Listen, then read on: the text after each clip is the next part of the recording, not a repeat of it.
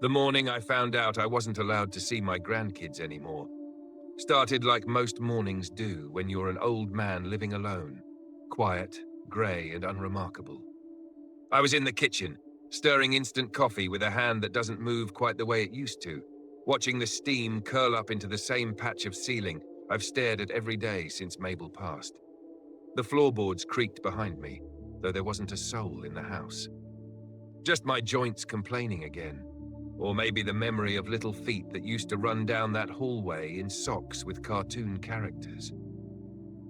I hadn't seen Tommy and Elsie in over 2 months at that point. Not since Easter, when they'd brought me a picture they drew, something with stick figures and bright yellow suns, and we'd hunted chocolate eggs in the overgrown garden behind the shed. The eggs had melted and stuck to the grass, and Elsie had cried about ants. Tommy said she was dramatic. It was perfect. And then, nothing. No calls, no visits. Not even one of those mass texts Becca sends to the whole family with blurry photos and too many emojis. I tried to tell myself they were busy. School, soccer, maybe a flu. But in my gut, I knew it was her.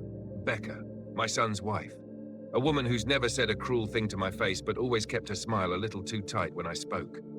It started slowly. First, she stopped inviting me to birthdays. Then Christmas was too hectic this year. I was always polite, always kind, but I wasn't blind. I finally asked my son about it. It was a Tuesday. I remember because Tuesdays are when I go to the post office and pretend the clerk there isn't just being nice out of obligation. I called Nate as I sat in the parking lot, the engine still running. He picked up with a distracted, "Hey Dad," and I asked him flat out, "Why haven't I seen the kids?" There was a pause. Then he said the words that didn't make sense even as I heard them. "Becca thinks it's best to take a little space." "A little space?" I repeated, like maybe I'd misheard him. "She thinks," he sighed. "She thinks some of the things you've said lately aren't helpful, that they're, outdated. That word. Outdated. Like I was an old VCR gathering dust in their mental attic. I asked him to explain, but he just kept using words that meant nothing. Boundaries. Environment. Safety. "I've never hurt those kids," I said, my voice cracking. "Never laid a hand, never raised my voice. I read to them. I built them a tree house. What the hell are you talking about?"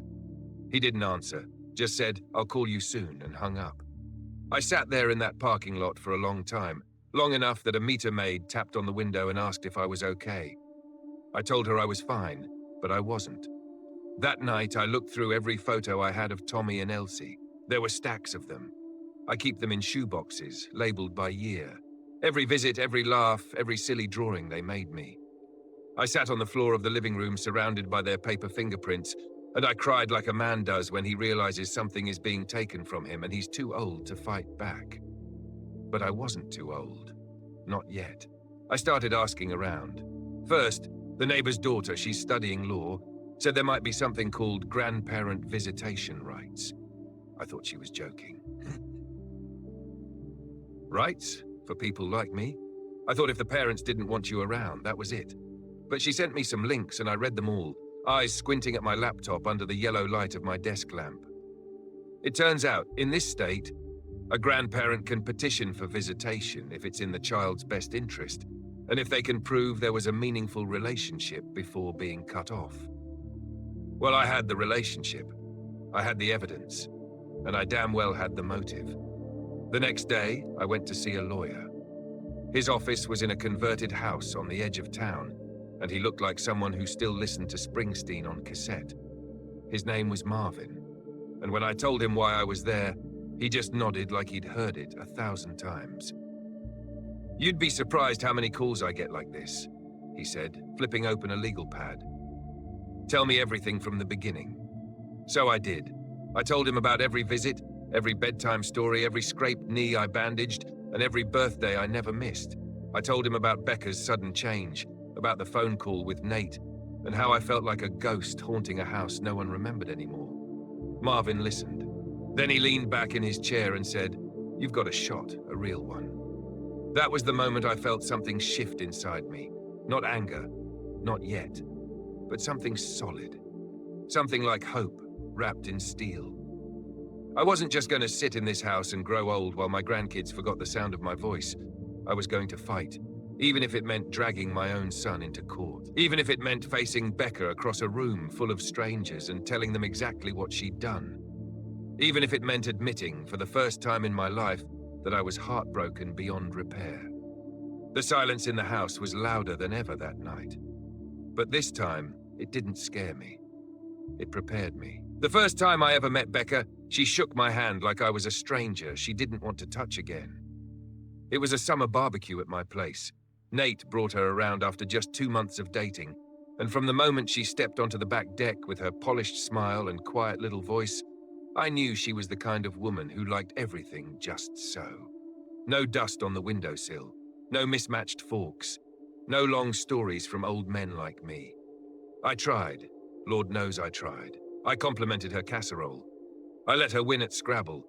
I even sat through a 2-hour slideshow of her vacation to Greece where every photo looked like it came from a travel agency's Instagram. She never said anything outright rude. Not once. But kindness isn't always something you say. It's something you give. And Becca didn't give me much. Still, I swallowed it. Nate seemed happy. He was glowing in that early love, blind to everything else kind of way. I hadn't seen him smile like that since he was a kid building forts out of couch cushions, so I kept my mouth shut. When they got married, I paid for half the reception. Didn't even grumble about it, though Lord knows I wanted to when I saw the final bill. White roses imported from Ecuador. Linen napkins hand-dyed in sage green. It wasn't a wedding, it was a magazine shoot.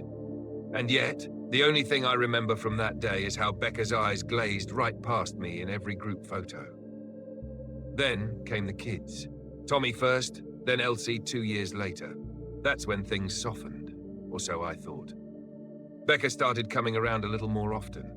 She'd drop the kids off so she could run errands or catch a yoga class, and I got to be the grandpa I'd always dreamed of being. I taught Tommy how to bait a fishing hook. I showed Elsie how to bake molasses cookies, just like Mabel used to make. I was part of their routine. Tuesday afternoons, Saturday mornings, the occasional sleepover. But there were rules. So many rules. No sugar past noon. No TV longer than 20 minutes. No talking about anything too scary like dinosaurs eating each other or Santa not being real. And she was always watching, even when she wasn't there, through texts, through check-ins, through little reminders. She left on the fridge in tidy cursive. I told myself she was just a protective mom. That maybe I was out of step with the new world, where kids wore knee pads to walk on grass and called their grandfathers by their first names. But now I wonder if she was never comfortable letting me have any piece of them. Like she was just waiting for a reason to pull them away. There was one afternoon. I remember it more clearly than I'd like. It was last fall. The leaves were turning. Elsie was helping me rake the yard. We'd made a giant pile under the oak tree and were taking turns jumping in. She was laughing like a wind-up toy, cheeks red and hair full of leaves. Then Tommy called her over. He'd found a dead squirrel near the fence. I didn't stop them. I walked over too, showed them how the little thing had curled up like it was still sleeping. Even animals get old, I said, just like people. Later, Becca called, furious. You told them about death? They're 6 and 8, for God's sake. That's completely inappropriate. I tried to explain. It was a gentle moment, I said, a natural one, but she wouldn't hear it. You need to be more careful, she said. This isn't the 1950s. That's when the visits slowed down. First, it was just missed weekends, then holidays. I started getting texts from Nate that said things like, Elsie has a cold, or Tommy's got homework, but it didn't add up. Kids don't go 3 months without drawing you a picture unless they've been told not to. And every time I ran into Becca in town, she'd smile that same thin-lipped smile, like we were co-workers in a hallway. One time, I tried to hug her. She stepped back like I'd sneezed on her. The hardest part was Nate, my own son. The boy I raised after Mabel died. The boy I held through night terrors and soccer losses and his first broken heart. He wasn't just quiet, he was complicit. Like if he didn't take sides, he couldn't be blamed. I remember the night I confronted him. It was raining. I'd driven over unannounced, something I never do. Becca wasn't home. The kids were asleep upstairs. I sat at their kitchen table watching water drip from my coat onto the tile, and I asked him point blank, "Why are you letting her freeze me out of their lives?" He didn't answer right away, just looked at the fridge, like maybe the answer was hidden behind a magnet. "She's trying to raise them a certain way," he finally said, "and sometimes you say things that go against that." "Like what?" I said, louder than I meant to. "Like telling them squirrels die? Like letting them eat cookies on a Tuesday?" "It's not just that," he said. You make her feel judged." That hit harder than I expected. Not because it was true, but because it wasn't. I never judged her.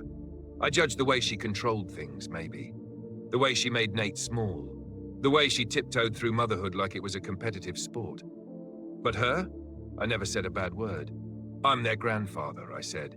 "I don't need her permission to love them." Nate didn't answer. And I knew then, right then, that whatever part of him I used to reach was gone. The next day, the lock on their gate was changed.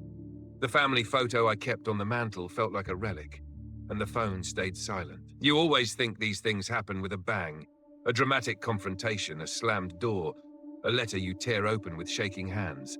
But most of the time, it's a slow, aching unraveling. 1,000 tiny cuts that bleed you dry before you realize you're bleeding at all. That silence, that absence, it wasn't an accident. It was a decision. And I was finally ready to respond. It was a Wednesday morning when I finally decided I couldn't just sit here in the quiet anymore. The house echoed in strange ways without the voices of my grandchildren in it. I hadn't heard Tommy's wild stories about robot lizards or Elsie's soft humming while coloring in months. The silence had grown thick, sticky like cobwebs in corners I hadn't dusted. And something inside me cracked. I started with a card, a simple one, blank on the inside except for my own shaky handwriting. "Dear Tommy and Elsie, Grandpa misses you very much. I think about you every day. I hope you're happy and healthy and drawing lots of pictures. I still have the one you made of our fishing trip. Love always, Grandpa." I slipped in a photo of us from that same trip, Tommy holding up a fish half his size, beaming, and me beside him, laughing like a fool. I mailed it first class and sat by the mailbox like it might magically bring a response. Nothing came, so I mailed another, and another. By the 5th envelope, I stopped writing and started calling. Becca didn't pick up, not once. Her voicemail was a clipped, professional-sounding message that didn't match the woman who used to show up to my house wearing yoga pants and a permanent air of exhaustion. Nate picked up the second time I called. I heard the hesitation in his voice before he said, "Hi, Dad. I just want to see the kids," I said. "Let me take them for lunch, just an hour." He paused. "Becca's not comfortable with that right now." "Nate," I said slowly, "they're my grandchildren. I've been in their lives since the day they were born. You know I'd never—" "I know, Dad," he interrupted, but it didn't sound like he meant it. "It's just, things are complicated." "They're not complicated," I snapped. "She doesn't like me, and you won't stand up to her." Silence, then a sigh. "I'll talk to her," he said, but I knew what that meant. It meant nothing would change. So I did something I never thought I'd do. I showed up at their front door. It was a Sunday afternoon, just after church let out. I wore my best blazer and brought a paper bag of brownies I'd baked myself. I knocked on the door and stood back, waiting. Becca answered. She didn't smile. "Hi," she said, flat as day-old soda. "I just want to talk." I said, "I'm not here to cause problems." She crossed her arms. "Nate's not home." "I know," I said. "I'm here to talk to you." Her eyebrows lifted in surprise.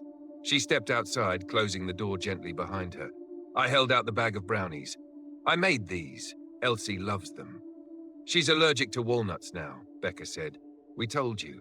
"There were no walnuts. There had never been walnuts in my brownies." I didn't push. "Can I just ask why?" I said. "Why have you shut me out like this? What did I do?" She looked away. "It's not about one thing." "Then tell me what it is. Please, help me understand." She didn't speak for a moment. Then she said, "You undermine me, Obadiah. You do it with a smile, but you do it." "What are you talking about?" I asked, truly baffled. "The little things," she said, eyes narrowing. "Letting them have candy before dinner. Making jokes about helicopter parents. You gave Tommy a pocket knife for his birthday. He's 8. "It was a collector's knife," I said. "It was dull as a spoon, and I gave it to Nate to hold on to until he was old enough." "You gave it to us, yes," she said. "But it still sent a message, that you think we're too strict, that you know better." I wanted to say that I did know better in some ways, That raising a child didn't mean putting them in a padded room and calling it safety. That I'd lived long enough to know the world was hard and kids needed more than rules and gluten-free snacks to survive it. But I didn't say any of that. Instead, I said, I love them. I love them more than I've loved anything since their father was small. I don't need to agree with you to love them. Becca sighed. I know, but I'm their mother. I get to decide who they're around, and right now I'm choosing to give them space. Space from what? I asked, my voice trembling. She didn't answer. I left the brownies on the porch and walked away.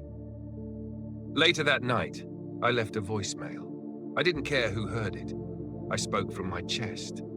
Nate, I don't know what kind of man you've become, but the boy I raised wouldn't let his father be erased from his children's lives like this. I know Becca wears the crown in that house, and maybe that works for you. But one day, Tommy and Elsie are going to ask why they didn't see their grandfather for years, and I hope you have an answer that lets you sleep at night. Still, no callback, no reply. That week, I started printing out photos. I wrote dates and memories on the backs. Trips to the lake, first lost tooth, the time we built a papier-mâché volcano that exploded pink foam all over my ceiling. I mailed them one by one to the house. I knew Becca probably intercepted them, but maybe, just maybe, Tommy would see one. Maybe Elsie would recognize the handwriting. Then I did something I hadn't done since Mabel died. I prayed. I knelt by the edge of my bed, my knees aching, and I asked for strength, for guidance, for someone to help me find a way back to them. Because this wasn't about pride anymore. It wasn't about who was right. This was about love. Pure, old-fashioned, aching love for two little souls who didn't understand why their grandfather had disappeared. I couldn't let that be the end of our story. And if pleading didn't work, then I was going to have to push. It was a Saturday morning when I realized we weren't just in a disagreement anymore. We were at war. Not the kind with raised voices and slammed doors. No. This was a quiet war, waged in cold silences and vanished invitations, in children told not to answer the phone when Grandpa called. A war with no blood but plenty of wounds. And the moment I knew, truly knew, it had escalated into something cruel and deliberate, came wrapped in a shoebox covered in brown paper. It had been 2 weeks since I last tried to call. I told myself I was giving them space, letting things cool off. Maybe Becca would come to her senses. Maybe Nate would grow a spine. But when I opened my front door that morning, the package was sitting on the porch like a dropped truth. I brought it inside, sat at the kitchen table where no one ever sat with me anymore, and slowly unwrapped it. Inside were the birthday gifts I had sent to the kids just a week earlier, still in their packaging. The dinosaur science kit for Tommy, he loved fossils, and a handmade leather journal with a tiny gold clasp for Elsie, because she was always making lists and stories in the margins of her coloring books. No note, not a single word. Just a returned address sticker with undeliverable marked in red ink. I stared at those gifts like they were bombs, and in a way, they were. Not just rejected. Returned. Rejected would have been no thank you. Returned meant, we don't want this from you. We don't want you. That was when I stood up. My hands were shaking. Not with sadness, but something sharper. I went outside, walked halfway down the long gravel drive toward the edge of my yard, and threw the shoebox into the garbage bin. I didn't want it in the house. I didn't want it looking at me from the counter like it knew something I didn't. That night, I didn't cry. I didn't even drink. I sat in the dark with the lights off, TV on mute, staring at the flickering screen and listening to the old floorboards creak as the house settled around me. Like it was bracing too. Like it knew what was coming. Because I wasn't going to plead anymore. I was going to fight. The next morning, I pulled out my old filing cabinet, the one with the dented drawer that sticks if you don't pull it just right. I hadn't looked through it since Mabel's funeral, but now it felt like an arsenal. I gathered every birthday card, every photo, every drawing, every silly macaroni art piece they'd ever made me. I printed copies of every text message I still had from Nate, the ones that said, "They miss you and thanks for babysitting," and I put them in a folder. Because if this was war, I needed evidence. I didn't call Nate. I didn't call Becca. I called Marvin, the lawyer with the Springsteen haircut, and told him I was ready to file. He didn't sound surprised. "I figured I'd hear from you again," he said. You still have everything we talked about? I've got more. Good, he said, because it's about to get messy. That's the thing about standing up for yourself after a lifetime of being the quiet one. People don't expect it. They think you'll stay in your corner, licking your wounds, mumbling about how unfair life is. But something happens when you're old and angry and alone. Something that makes you stop caring about keeping the peace and start caring about telling the truth. It didn't take long for the court documents to arrive at their door. I didn't ask how Becca reacted. I pictured it, though. Her perfectly shaped eyebrows arching in offense, her mouth twisting in that way it does when someone contradicts her. But I didn't file out of spite. I filed out of desperation. Because every day I stayed quiet, the kids got older without me. They were growing up thinking I'd just disappeared. And I couldn't let that happen. The next time I saw Nate was in the courthouse parking lot. He looked thinner. His shirt was wrinkled. He was pacing next to a hybrid SUV and chewing on his bottom lip like he used to do as a teenager when he got caught lying. "You really want to do this, Dad?" he said before we even got inside. "I don't want to," I said, "but I will. You left me no choice." He shook his head like he was disappointed, like I was the one who broke this family. "I tried to talk to Becca," he muttered. "She won't budge." "She doesn't have to," I said. "The court will." It wasn't a threat. It was a promise. Inside the courtroom, everything smelled like paper and cleaning solution. I sat at the little wooden table with Marvin beside me, and across the aisle, Becca sat rigid in a grey blazer that looked like it had never known a wrinkle. Nate sat beside her, shoulders hunched, eyes low. When the judge asked me to speak, I stood up slowly. My knees protested, but my voice didn't. "I'm not here because I think I'm entitled to anything," I said. "I'm here because I love my grandchildren, and they love me. We had a relationship, a close one, and now it's gone without warning, without cause, and without explanation. That isn't just unfair, it's wrong." I looked over at Becca. She didn't blink. "They didn't just lose a grandparent," I added. "They lost a part of their history, their family, their roots." Becca's lawyer rattled off her side next. Something about emotional safety, parental discretion, and questionable behavior. When the judge asked for examples, they brought up the squirrel story again. The pocket knife. A time I allegedly gave Tommy soda when they weren't looking. I wanted to laugh. I almost did. But the judge didn't. He took notes. He asked questions. He didn't smile. And that gave me hope. That night I went home alone again. But the silence didn't feel like defeat. It felt like the quiet just before a storm breaks. Because now I wasn't just hoping. I was fighting. The day after our first court hearing, I sat at my kitchen table with a pile of paperwork and a pen that refused to write unless I pushed hard enough to dent the paper. The overhead light buzzed like it was tired too, and outside the rain drizzled down the window panes like the sky couldn't make up its mind whether to cry or spit. I had never felt more worn down, and never more awake. I'd spent most of my life doing things the quiet way. I paid my taxes on time, shoveled my neighbor's sidewalk in the winter without being asked. When people wronged me, I gave them the benefit of the doubt. I thought that if you were kind and decent and patient, the world would eventually notice. But the world hadn't noticed. And patience had gotten me exactly nowhere with my grandkids. So I read. I sat there reading every page Marvin had printed out for me about grandparents' rights in our state. Statutes, case law, court decisions going back decades. I underlined anything that sounded like it might help. Circled phrases like existing substantial relationship, child's best interests, and visitation may be granted if one parent unreasonably prevents access. My hand cramped, my back ached. But I kept reading. There was a whole part about what the court looked for. Continuity, emotional bonds, history of care. I had all that. I had photo albums full of it. I had years there worth of proof that I wasn't just a man who dropped in on birthdays. I was there. I'd been part of Tommy and Elsie's lives from the start, changing diapers, picking them up from school, building a tire swing that Becca had insisted was a lawsuit waiting to happen, until Elsie squealed with joy swinging from it. The more I read, the angrier I got. Not the loud kind of anger. The quiet, slow-burning kind that simmers in the gut and makes you want to do something. Because it turns out I did have rights. I just never knew I had to fight for them. In my mind, the family was sacred. It wasn't something you needed a legal team to defend. You didn't need court orders to hug your grandchildren. You didn't need affidavits to be remembered. But Becca had made it clear that love wasn't enough. So I went back to Marvin's office with a grocery bag full of evidence. He looked surprised when I dumped it onto his desk. Albums, scribbled drawings, school photos, Christmas cards, even a crumpled receipt from a science museum I'd taken them to 2 years earlier.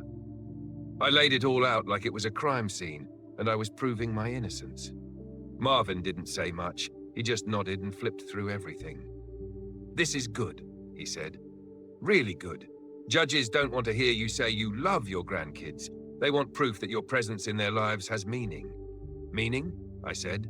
"They called me Grandpa Pudding because I always made them chocolate pudding on snow days. Tommy used to say I smelled like books and safety. If that's not meaning, what the hell is?" He smiled. "That's exactly what I mean. Now let's put it into legal language." Over the next few weeks, we built a case. Witnesses, statements, a timeline of my involvement in their lives. The neighbor across the street, Alice, agreed to write an affidavit. She remembered how I used to walk them to her mailbox just to give them something to do. Even the mailman wrote something. He said he missed seeing the kids playing outside whenever I babysat. Every little detail became part of the record. Meanwhile, Becca and Nate dug in their heels. Their lawyer filed a motion to dismiss the case, claiming that I had no standing and that forcing visitation would disrupt the family dynamic. Marvin wasn't rattled. "That's just noise," he said. "They're hoping you'll get scared and back down." I didn't. I was past scared. I was furious. One night, I sat at the dining room table writing a letter to the judge. Marvin said it wasn't required, but I did it anyway. I wanted the judge to hear me, not just the legal version of me, but the real me. I told him about the time Elsie broke her arm on the monkey bars, and I was the one who held her in the ER because Nate was stuck in traffic. I told him how Tommy used to call me every Friday night just to tell me what he learned in school. I told him about the old swing set I couldn't bear to take down because their laughter still echoed in its rusted frame. "I am not trying to replace their parents," I wrote. "I am not trying to interfere. I am just trying to stay in their lives. To be the same steady presence I've always been. To make sure they don't grow up thinking I vanished without loving them." When I handed the letter to Marvin, he read it twice. Then he cleared his throat and said, "Let's include it. Judges like hearing the human side." In the following weeks, I learned more about the legal system than I ever wanted to know, about motions and depositions, court calendars and legal precedent. But more than that, I learned something about myself. I'd spent so long thinking of myself as a supporting character in my son's life, in my grandkids' lives. But the truth was, I had been the backbone, the constant, the one who showed up, and now I was the one refusing to disappear. The second court date approached. I trimmed my beard, pressed my best shirt. I walked in with my head high, folder under one arm, pain in my hip but fire in my chest. The judge looked at us all over the rim of his glasses. Then he said the most important words I'd heard in months. "This case will proceed." Becca's mouth tightened. Nate stared down at the table. Marvin nodded. And me? I felt like I'd just stepped out of a fog. Because I wasn't just learning my rights, I was finally using them. Preparing for battle at my age isn't about sharpening swords or putting on armor. It's about combing through photo albums in the middle of the night and finding the one picture that proves you were more than just a weekend visitor in a child's life. It's about learning what affidavit means and calling old friends you haven't spoken to in years. Asking them to remember the time Tommy built a birdhouse with you or the day Elsie fell asleep on your chest during a thunderstorm. It's about turning your home into a war room, one pile of documents at a time. After the judge ruled the case would proceed, I didn't feel relief. Not really. What I felt was a sense of pressure settled deep in my ribs. Because now, everything was going to be examined. Every interaction, every postcard I ever sent. Every time I might have said something, Becca twisted into undermining. And I knew they would fight dirty. Marvin warned me, her lawyer is already pulling medical records, checking for anything they can use to paint you as unfit or unstable. Unfit? I nearly choked on my tea. I'm not the one who cancelled Christmas because the dog had a yeast infection. Marvin didn't laugh. Just be ready. They'll come at you from all sides. So I got ready. I started calling people. Anyone who'd ever seen me with the kids. My old neighbor Marlene, who used to live 2 doors down, wrote a beautiful letter about how the kids always lit up when they saw me, and how Becca would barely wave when she picked them up. I even called my old church pastor, who remembered the time I brought Tommy and Elsie to the Christmas pageant and helped them hand out cookies afterward. Then there was Elsie's old art teacher, Mrs. Donovan.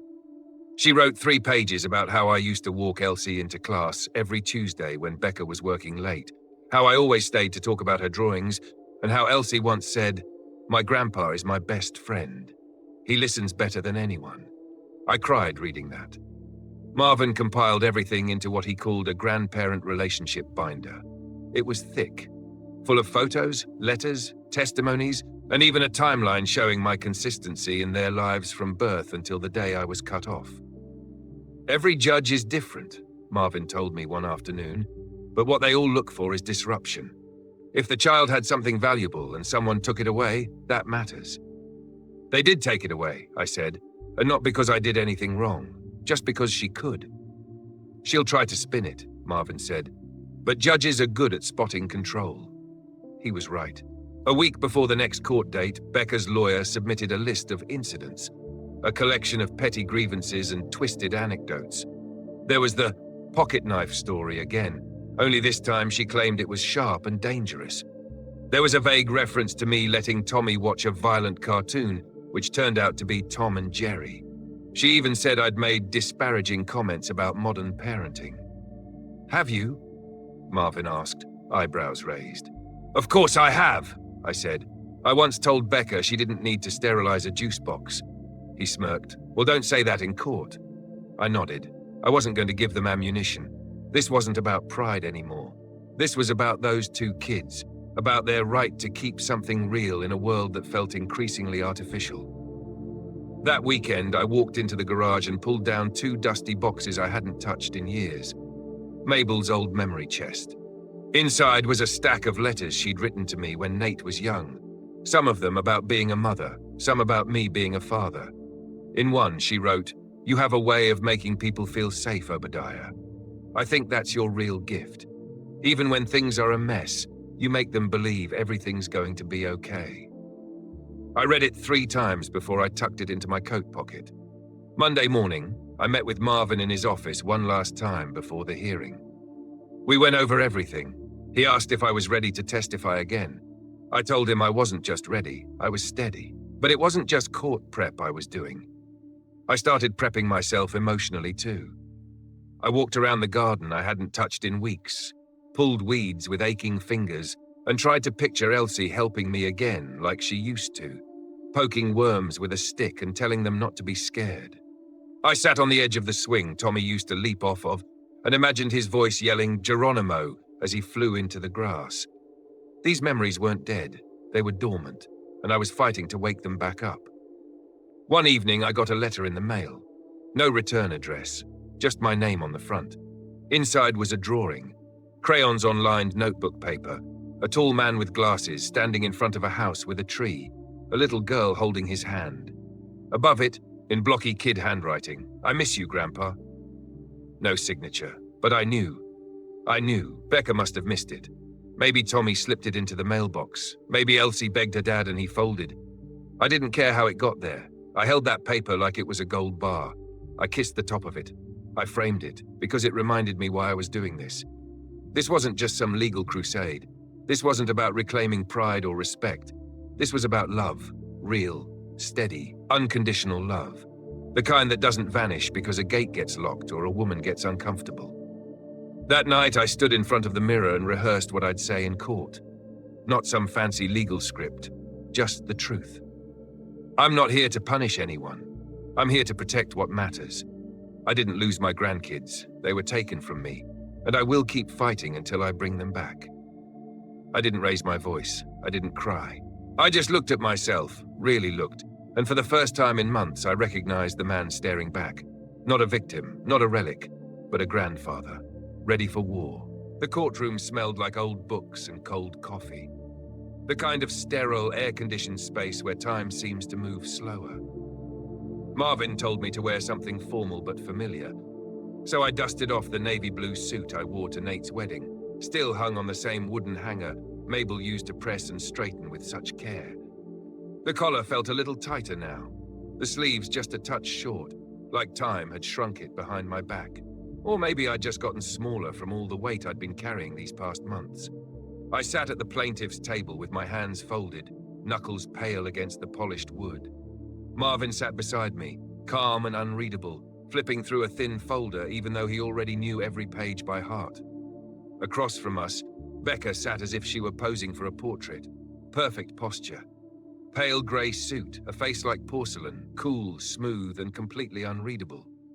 Nate sat next to her, head low, as if he wanted it to sink through the floor and vanish entirely. The judge entered, and we all stood. He was a small man with tired eyes and a robe that looked slightly too big for him. His voice was low and clipped when he spoke. This is the matter of Obadiah Lamb versus Nathan and Rebecca Lamb regarding petition for court-ordered grandparent visitation. That was my name, spoken out loud, written on the docket, carved into the legal record, just above the ache in my chest. The judge turned first to Marvin. "Counselor, proceed." Marvin stood and began his opening, calm and steady. "Your Honor, this case is not about bad parenting or a family feud. It is about a loving grandfather who has been a constant, nurturing presence in his grandchildren's lives since the day they were born, until, without warning or clear justification, that bond was severed. Mr. Lamb is not here out of bitterness. He is here because his grandchildren lost a vital emotional anchor in their lives, and we are asking this court to consider what is truly in their best interest." He gestured toward me as he spoke, like I was some kind of relic worth preserving. I kept my eyes on the judge and tried not to glance at Becca. Her lawyer, a woman in her 40s with a sharp black bob and an even sharper tongue, stood and gave her reply. "Your Honor, while we appreciate the sentiment behind Mr. Lamb's petition, we must also respect the rights of the parents to determine what is best for their children. There is no allegation of abuse or neglect, only a difference in values, boundaries, and parenting style. This is not a matter for judicial interference. It is a matter of parental discretion." The judge listened, nodding slowly. Then came the witnesses. Marlene, my old neighbor, was the first to testify. She shuffled to the stand with a cane in hand and a firm expression. "I saw him with those kids every week," she said. "They loved him. He wasn't just a babysitter, he was their safe place. They ran to him, climbed all over him. That house lit up when they were there." She gave Becca a quick glance and added, "And I don't ever remember seeing a single smile from their mother." The judge thanked her. Then came Mrs. Donovan, the art teacher. She told stories about Elsie's school drop-offs, about how Obadiah, me, always took time to talk to the children, to ask about their art, their feelings, their day. And then the judge said, "Mr. Lamb, please take the stand." My knees cracked as I stood. I walked slowly but firmly to the seat and took the oath with a hand that didn't shake, though I half expected it to. The courtroom suddenly felt very quiet, not hostile, just watching. "Mr. Lamb," Marvin began, "can you describe your relationship with your grandchildren prior to this dispute?" I took a deep breath, looked at the judge. Not Becca, not Nate, just the man who'd be deciding if love counted for anything anymore. "I was there when they were born," I began. "I held them before they could hold their own heads up. I taught Tommy how to bait a hook, and I taught Elsie how to tell when cookies are done without burning the bottoms. I picked them up from school. I built their treehouse. I made them pancakes shaped like animals. I wasn't just around, I was part of the rhythm of their lives." "And now?" Marvin asked gently. "Now I don't know what they look like anymore," I said. "I don't know what their voices sound like. I haven't heard a hi grandpa in almost a year." Marvin paused, then nodded. No further questions. Then it was their turn. Becca's lawyer stood and walked slowly to the front of the courtroom, like she was strolling across a stage. "Mr. Lamb," she said, "do you believe it's appropriate to question a parent's decisions?" "I believe it's appropriate to ask why," I said, "especially when love is treated like a threat." "You once told your son and daughter-in-law that kids need dirt, bruises, and messes to grow up right. Is that correct?" I did, I replied, because it's true. She gave a fake smile. Would you say that statement aligns with their parenting values? I'd say it aligns with parenting. Period. Her mouth twitched. Did you ever give your grandson a pocket knife? I gave it to his father, I said calmly, to hold until he thought the boy was ready. Did you make jokes about your daughter-in-law's parenting in front of the children? I made jokes in front of everyone. That's what grandpas do. We tell bad jokes and eat too many cookies and sneak the kids marshmallows when their mom says no, and you know what? They loved it, and they loved me. Her smile faded. No further questions. When I returned to my seat, Nate wouldn't meet my eyes. Becca stared straight ahead. Then the judge spoke. I've heard enough testimony. I'll be reviewing the submitted documents and issuing a decision within the next 2 weeks. A gavel hit the wood with a soft, sharp crack, and just like that, it was over. Or at least the talking part was. Outside, the wind had picked up. The courthouse steps were slick from drizzle. I stood at the bottom and looked up at the grey sky, waiting to feel something. Victory, dread, regret. But all I felt was tired. Bone-tired and sad. But I also felt ready. Because no matter what the judge decided, they had finally heard the truth. And once the truth is spoken, really spoken, it can't be unsaid. That was the standoff. Now came the judgment. The truth has a way of sitting in the room like an old, creaky chair. Ignored, avoided, but always there. You can decorate around it, you can pretend it's not in the way, but eventually someone sits in it, and the whole room hears it groan. That was how it felt in the days after the courtroom. I went back home and waited like I hadn't since the days before Mabel's surgery, when every hour passed with a tightness in the chest and a prayer on the tongue. I wasn't praying now, not exactly. I was remembering, replaying every moment from the hearing in my mind like reruns of a show where you already know the ending but watch anyway because you can't help yourself. But the hearing wasn't the end. It was the middle. The part where all the masks started to slip. The day Marvin called me, his voice sounded different. Excited, in a lawyer kind of way. Controlled but buzzing with something he didn't want to jinx. I just got the supplemental affidavit, he said. From Nate. I almost dropped the phone. Nate sent something? I asked, steadying myself against the kitchen counter. He did, Marvin confirmed. He submitted it privately, without Becca's name attached. He paused. And Obadiah, it's a game changer. I drove straight to Marvin's office without even changing out of my gardening clothes. When I walked in, he handed me a printed copy with a paperclip holding it together like it might fall apart otherwise. It was 5 paragraphs, typed, signed, from my son. To whom it may concern, it began, this statement is in support of my father, Obadiah Lamb, and his petition for visitation rights to my children, Tommy and Elsie. The rest read like a confession, a slow, unraveling confession from a man who had been holding in too much for too long. He admitted that the children had once had a very close bond with me, that I had been a major presence in their lives, that when his work hours were long and Becca needed space, it was me who had stepped in. Birthday parties, sleepovers, story time, emotional support, comfort. He even wrote, in plain black ink, my father was never anything but kind, loving, and steady. The decision to cut him out was not mutual. It was my wife's. My chest burned reading that. Not out of anger, not out of triumph, but because it meant that somewhere under all of Nate's silence, he still saw me. He still remembered the man who raised him. He continued, I love my wife, I want to support her, but I believe now that my support has come at a cost to our children and to their understanding of what family means. They ask about their grandfather, they miss him, they deserve answers, and they deserve love from all sides, not just one. At the bottom, he had signed it. Full name, date, a small smudge in the corner like maybe he'd hesitated, or maybe his hands were shaking too. I sat in Marvin's office for a long while, holding that paper like it might vanish. Will the court see this? I asked. Marvin nodded. It's been submitted into the record. And then he said the words I hadn't dared to hope for. This is more than a turning point. This is the truth, laid bare, and courts don't ignore the truth. But the truth didn't just show up in legal forms. It started trickling out in smaller, stranger ways. A week later, I was walking through the grocery store when I saw one of Becca's friends from her PTA group, a woman named Fiona. She hesitated when she saw me, Looked like she wanted to turn around, but instead she walked over and lowered her voice. "I just want you to know," she whispered. "We've heard what's going on, and not everyone agrees with her." I blinked. "You mean?" "She told people it was your fault," Fiona said. "That you were too old-fashioned, that you didn't respect boundaries. But then her sister let it slip about the control, the rules, how she tracks everything, how she pushes people out." She gave me a sad smile. "I remember seeing you with your grandkids. You always looked like the safest place they had. I don't remember much else from that day. Just that I cried in my car in the parking lot, forehead pressed to the steering wheel. Because the truth was finally crawling out from under the stories Becca had built.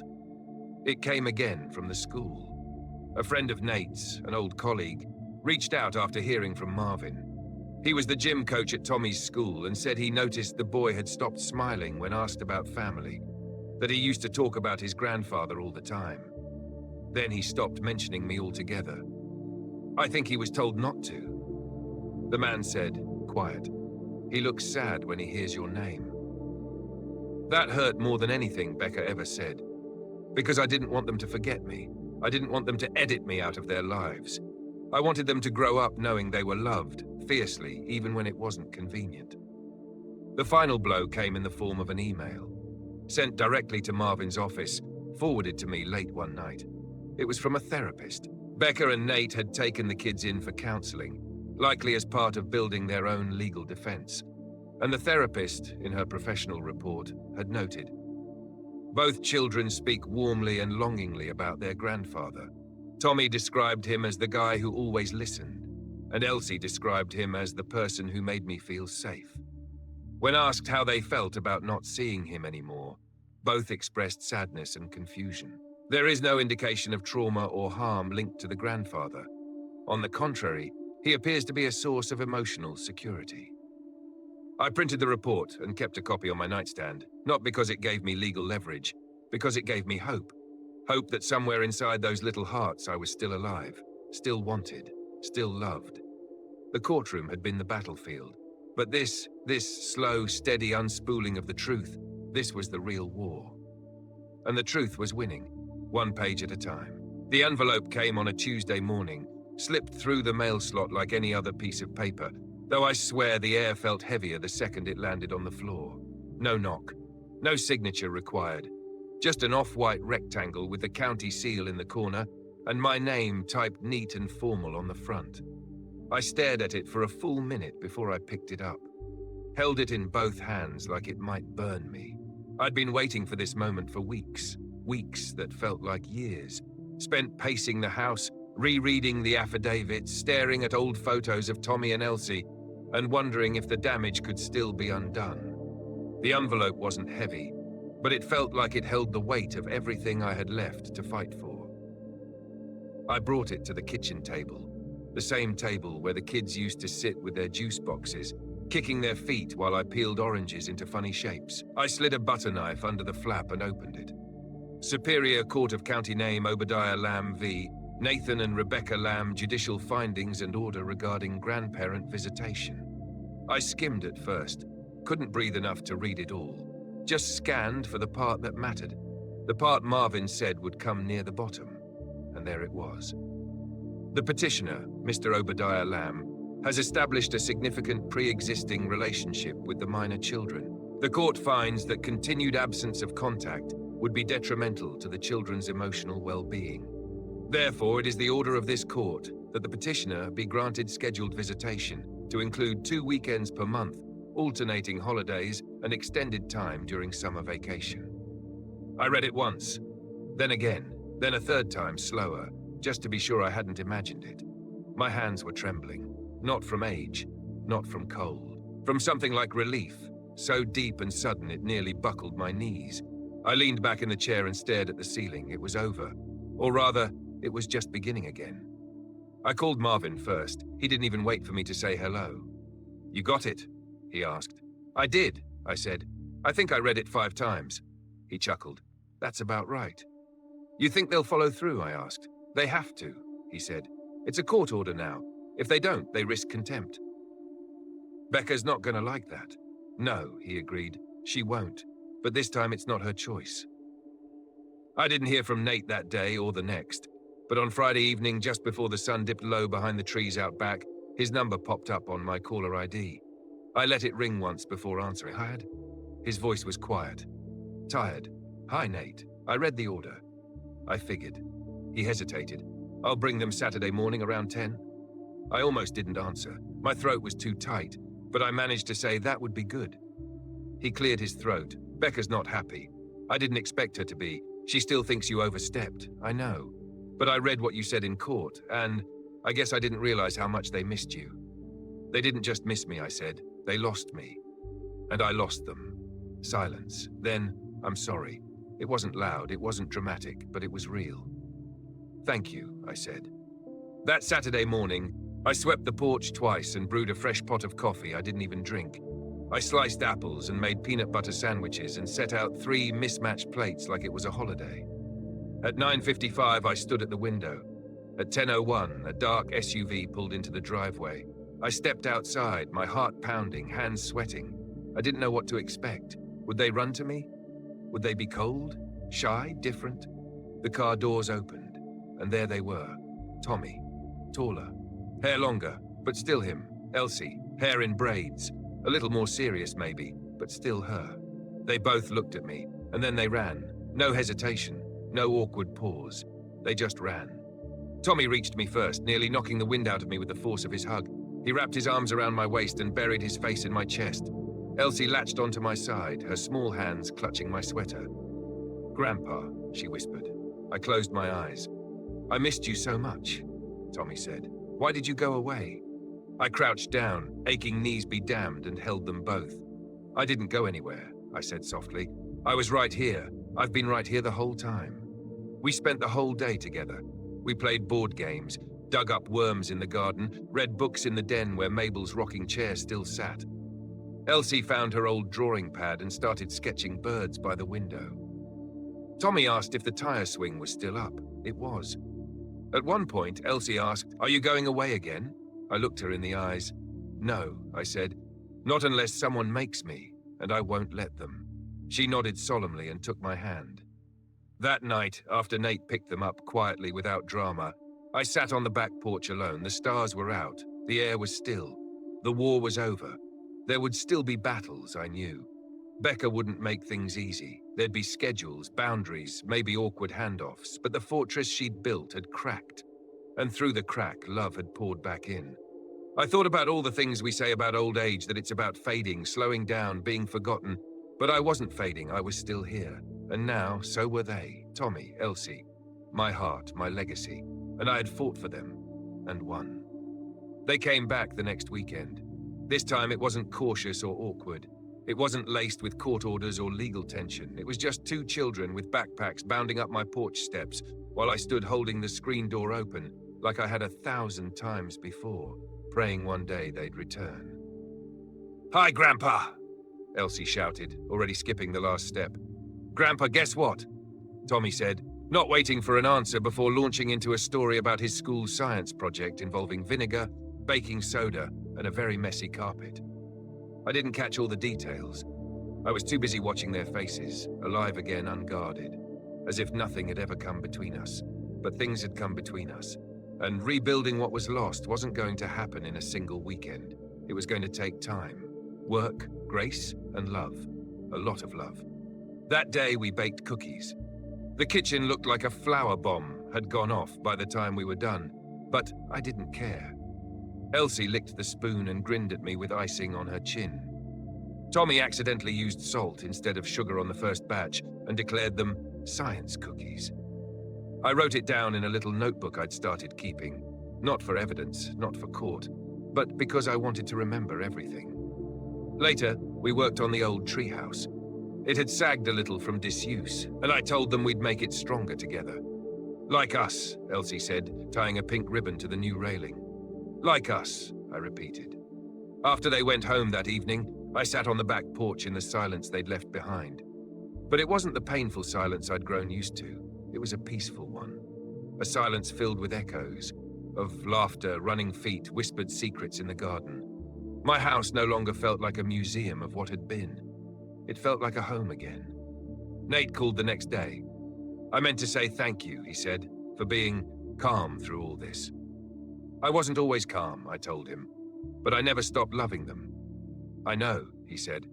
I think part of me forgot, or tried to forget, because it was easier. We didn't say much more than that. Sometimes reconciliation doesn't come with dramatic speeches. Sometimes it just comes with time and quiet and people showing up even after everything has fallen apart. A few weeks later, Elsie brought over a little notebook. On the cover, she'd drawn the three of us in bright marker colors. Me, her, and Tommy, standing in front of the treehouse. "This is our memory book," she said, opening the first page. "I want to fill it with stuff we do." The first entry was a picture of the science cookies. The second was a list of books we planned to read. The third was a sketch of me watering tomatoes in the garden while Tommy poked at worms. I added one too. A photo of me, holding both their hands, standing by the lake where I used to fish with Nate when he was their age. They added stickers. I added dates. Every visit became another page. I saw less of Becca, and that was fine. She remained polite, distant. She no longer said no, but she never said much at all. I think in her own way she was still processing the fact that the court had overruled her. That love had defied her sense of control. One evening she came to pick them up. I met her at the porch, handed her a small Tupperware container. "Elsie helped make banana bread," I said. She took it, looked me in the eye for a moment longer than usual. "She's been sleeping better since she started seeing you again," she said quietly. "Just thought you should know." And then she left. It wasn't friendship, it wasn't forgiveness, but it was something, a sliver of recognition, a truce perhaps, and I could live with that. Over the following months, our visits became routine again, not in a dull way, but in that comforting, expected way that kids thrive on. They knew there would be hot chocolate with extra marshmallows. They knew I'd ask them what they learned that week, and they'd know I actually wanted to hear it. They knew that my house was still the same. Same smells, same creaky floors, same grandfather ready to listen to every silly, beautiful thing in their heads. One weekend, I asked them what they wanted to do when they grew up. "I want to be a scientist who studies oceans and also makes cartoons," Tommy said. "I want to live in a pink house and have 20 cats," Elsie said. "Those are perfect," I told them. "You know why? Why? Because they're yours, and because you have people who believe in them." Spring came early that year. The treehouse got a new coat of paint. Elsie picked lilac. Tommy added a badly drawn shark to the side that we decided to leave as is. We planted flowers in the backyard. Tomatoes, too. The same kind Mabel used to Grandma was here, Elsie said one day, watching a butterfly land on her glove. "She is," I said softly. "She's here in the way I love you. That's where she lives now." Eventually, I stopped looking over my shoulder, waiting for someone to take this away again. The fear dulled. The tension faded. I knew that whatever came next, whatever battles or awkward drop-offs or hard days, we'd already crossed the hardest bridge. We had rebuilt something broken. Not perfectly, not cleanly, but fully. Not every family stays whole in the way you expect. But sometimes, the fractures just make space for deeper roots to grow. That memory book Elsie brought? We kept it going. We filled every page. And when we reached the last one, she asked if we could start a new volume. So we did. And I never let go again.